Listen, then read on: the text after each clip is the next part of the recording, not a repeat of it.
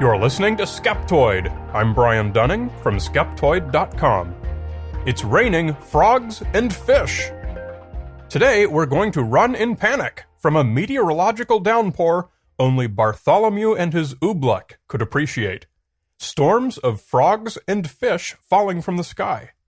For at least 200 years, newspapers and books have published accounts of people being pelted by huge numbers of frogs and fish coming down during rainstorms, or even sometimes out of a clear blue sky. In 1901, a rainstorm in Minneapolis, Minnesota produced frogs to a depth of several inches, so that travel was said to be impossible. Fish famously fell from the sky in Singapore in 1861, and again over a century later in Ipswich, Australia in 1989. Residents in southern Greece awoke one morning in 1981 to find that a shower of frogs had blanketed their village. Golfers in Bournemouth, England found herring all over their course after a light shower in 1948. In 1901, a huge rainstorm doused Tiller's Ferry, South Carolina, and covered it with catfish as well as water, to the point that fish were found swimming between the rows of a cotton field. In 1953, Leicester, Massachusetts was hit with a downpour of frogs and toads of all sorts, even choking the rain gutters on the roofs of houses. The stories go on and on. More frogs in Missouri in 1873, and Sheffield, England in 1995, and more fish in Alabama in 1956. How could such things happen? Obviously, frogs and fish are heavier than air and can't evaporate up into the clouds, nor can they suspend themselves up there to breed. Almost every printed version of these tales offers a single explanation, that a waterspout somewhere sucks the animals out of some water and lifts them up into the clouds, from where they later fall back to land. This explanation is so ubiquitous that even the Encyclopedia Britannica suggests it as the only offered hypothesis. I've always had problems with the waterspout story, and the more you look into it, the poorer an explanation it turns out to be. Waterspouts come in two varieties, just like tornadoes on land.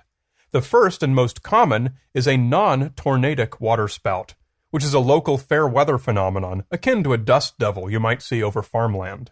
They have little or no effect on the surface of the water. The second, much rarer type, is the full-blown supercell tornadic waterspout. The decreased air pressure inside a tornadic waterspout can actually raise the water level by as much as half a meter, but water itself is not sucked up inside. The visible column of a waterspout is made up of condensation and is transparent. The high winds will kick up a lot of spray from wavelets on the surface, but if you look at pictures of waterspouts, you'll see that this spray is thrown outward, not sucked up inward. Just below the surface of the water, things are undisturbed. Waterspouts simply do not have any mechanism by which they might reach down into the water, collect objects, and then transport them upward into the sky. If you've watched video of destructive tornadoes on land, you've seen this same effect. When a tornado rips through a building or a town, you'll see debris kicked up into the air, often quite high, from where it takes a ballistic trajectory outward. Never do objects ascend the inner column, because there's simply no mechanism inside for doing that. It's not an elevator. It's a destructive force scraping stuff off the surface and throwing it upward and outward. Stuff might take a lap or two around the column while it's being snatched up and tossed. Debris goes everywhere. Groups of related objects are never picked up from one place, kept together, and neatly deposited somewhere else. Certainly there is no mechanism that might carry a group of objects way up into the clouds, transport them laterally great distances through fair weather while somehow counteracting gravity, and then suddenly release them in a single tight group to drop to the ground. Not once in a single case of several dozen that I read was there ever a report of a tornado or waterspout in the vicinity, or even at all, no matter how far away. I conclude that waterspouts have no connection, either hypothetical or evidentiary, to the phenomenon of frogs, fish, or any other animals falling out of the sky. There's a much better explanation that's well known to zoologists, but for reasons I can't fathom, is almost never put forward to explain these stories. The thing is, we've got these stories repeated over and over again, and all of them, or almost all of them, are completely credulous. Nearly every author uncritically repeats the story, often giving the waterspout theory as a possible explanation.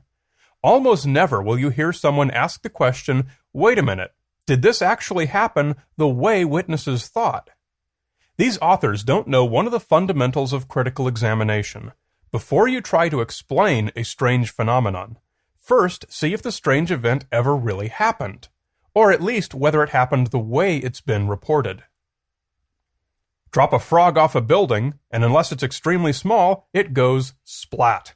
So undoubtedly, what people think they're seeing in these stories can't be what's actually going on. If the frog didn't come from the sky, could it have come from somewhere else? Frogs do swarm naturally on occasion. It happens frequently enough that people start to correlate these events with other things that happened. Storms, earthquakes, celebrity deaths, what have you.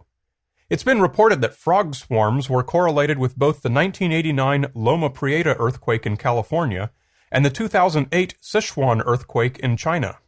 Shortly thereafter, when frogs swarmed in Bakersfield, California, some called for earthquake preparedness. Needless to say, there was no earthquake, just a random population explosion of frogs. Sometimes these explosions can be dramatic. In 2004, 4 hurricanes hit Florida, making that state about the wettest it's ever been. The local species of frogs and toads all had a banner year, described by the Florida Museum of Natural History as a carpet. Every spring and fall, frogs migrate between shallow breeding ponds and deeper lakes. Because they're amphibians and need to keep their skin moist, they migrate most often during rainstorms. In many cases, the day with the right conditions will come, and the whole frog population will move cross-country en masse, across roads, across property, wherever it needs to go. When you look outside during a heavy rainstorm and you see thousands of frogs jumping everywhere all over the ground, the illusion that they're falling from the sky and bouncing can be quite convincing. A swarm of frogs looks like ping-pong balls bouncing in a lottery machine. The fact that there usually aren't frogs here adds credibility to the illusion. Throw in a healthy dose of confirmation bias and some exaggerated second, third, and fourth-hand reports, and you automatically end up with every imaginable detail, like the frogs were choking rain gutters on top of buildings. Although this explanation might satisfy the stories of frogs falling from the sky, what about fish? You don't find mass migrations of fish crossing overland, do you? Well, maybe not mass migrations, but believe it or not, there are fish species that occasionally do take to the ground in search of better waters. There are many species of walking fish in the world. Mud skippers are probably the best-known variety. In Florida in 2008, a school of about 30 walking catfish emerged from the sewer during a heavy storm and went slithering around on the street.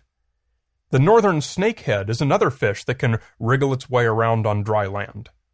Throughout Africa and Asia are 36 species of climbing perches. They have a special organ that allows them to breathe air and are able to walk using their gill plates, fins, and tail, despite looking completely fish-like with no obvious ambulatory limbs. None of these fish move gracefully or even look like they have the ability.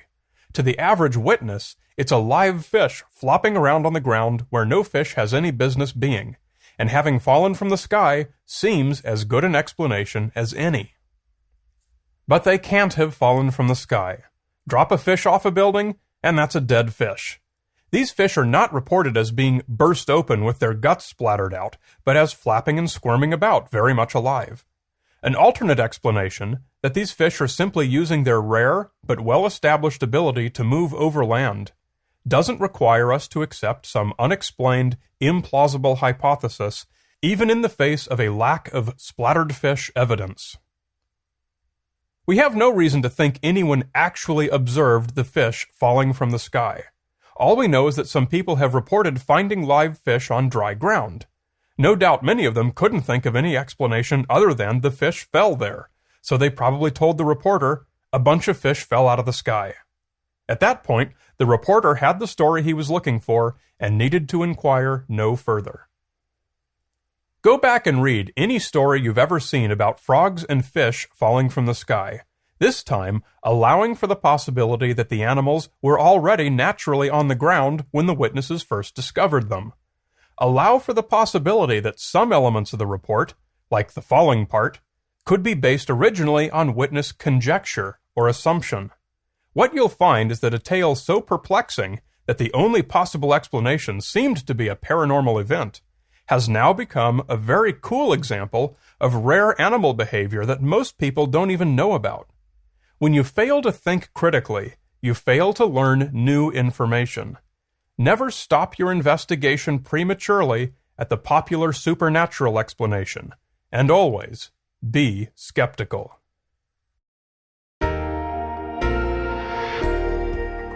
Get the Skeptoid books. They're perfect bathroom reading and are a great gift for someone who doesn't listen to podcasts.